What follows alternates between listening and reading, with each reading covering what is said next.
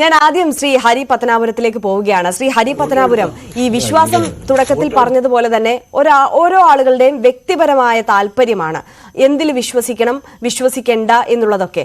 പക്ഷേ ഈ കൂടോത്രം പോലുള്ളവയൊക്കെ നമ്മളൊരു വിശ്വാസത്തിന്റെ ഗണത്തിൽ എടുക്കണമോ? അതൊരു അന്ധവിശ്വാസമായി തന്നെ കാണേണ്ട കാര്യമല്ലേ? ഇന്നത്തെ കാലത്തൊക്കെ ഒരാളുടെ സന്തോഷത്തെയും നേട്ടത്തെയും ഒക്കെ ഈ ചരടും മുട്ടയും ജപവും ഒക്കെ ഉപയോഗിച്ച് നശിപ്പിക്കാൻ കഴിയുമെന്ന് പറയുന്നത് അബദ്ധധാരണയല്ലേ? എന്താണ് താങ്കളുടെ അഭിപ്രായം ഈ വിഷയത്തിൽ?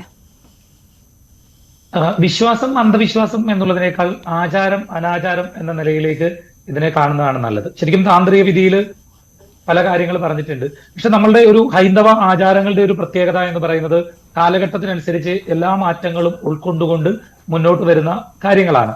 അപ്പൊ അത്തരത്തില് പണ്ട് ഭയപ്പെടുത്തുവാൻ വേണ്ടി ഉപയോഗിച്ചിരുന്ന കാര്യങ്ങളൊക്കെയും ഇക്കാലത്ത് അത് മാറ്റി പുതിയ ഈ നൂറ്റാണ്ടിൽ പുതിയ കാലഘട്ടത്തിൽ എന്താണോ ഉള്ളത് അതിലേക്ക് തീർച്ചയായും എത്തിച്ചേരണം.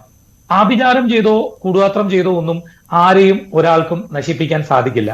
ഇപ്പോ ഇവിടെ ഒരു പ്രശ്നം എന്താ വെച്ചാൽ, ഇത് അറിയപ്പെടുന്ന ഒരാൾ, KPCC പ്രസിഡന്റ് ആയിരുന്ന ആൾ, ജനപ്രതിനിധിയായിട്ടുള്ള ഒരാൾ, അദ്ദേഹം ഇത് വിശ്വസിക്കുന്നു എന്നുണ്ടാകുമ്പോൾ അദ്ദേഹത്തെ ഫോളോ ചെയ്യുന്ന സാധാരണക്കാരായിട്ടുള്ള വിശ്വാസികളെ സംബന്ധിച്ച് അവരുടെ ഉള്ളിൽ തെറ്റായിട്ടൊരു ധാരണയുണ്ടാവും. കാരണം ഇത് ശരിയാണ്, മറ്റൊരാൾക്ക് പുറത്തിരുന്നു കൊണ്ട് ആഭിചാരം ചെയ്ത് നമ്മളെ നശിപ്പിക്കാൻ കഴിയും, കൂടാത്രം ചെയ്ത് നമ്മുടെ ജീവിതത്തിലെ എല്ലാ നല്ല വശങ്ങളെയും നശിപ്പിക്കാൻ കഴിയും എന്ന് ഒരു സാധാരണക്കാരനായിട്ടുള്ള ഒരു പാവപ്പെട്ട വിശ്വാസി വിശ്വസിക്കും എന്നുള്ളതാണ് ഇതിലെ ഏറ്റവും വലിയ പ്രശ്നം. ശരിക്കും പറഞ്ഞാൽ അങ്ങനെ ഒരു കാര്യമേ ഇല്ല. അങ്ങനെ ആഭിചാരം ചെയ്തോ കൂടാത്രം ചെയ്തോ പുറത്തിരുന്നു കൊണ്ട് മറ്റൊരാളെ നശിപ്പിക്കാൻ വേണ്ടി സാധിക്കില്ല.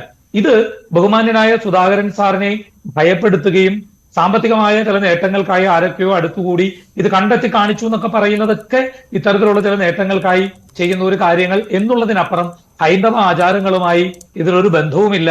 അത്തരത്തിൽ ആഭിചാരം ചെയ്തൊന്നും ഒരാളെ നശിപ്പിക്കാൻ സാധിക്കുകയുമില്ല. വളരെ വ്യക്തമാണ്.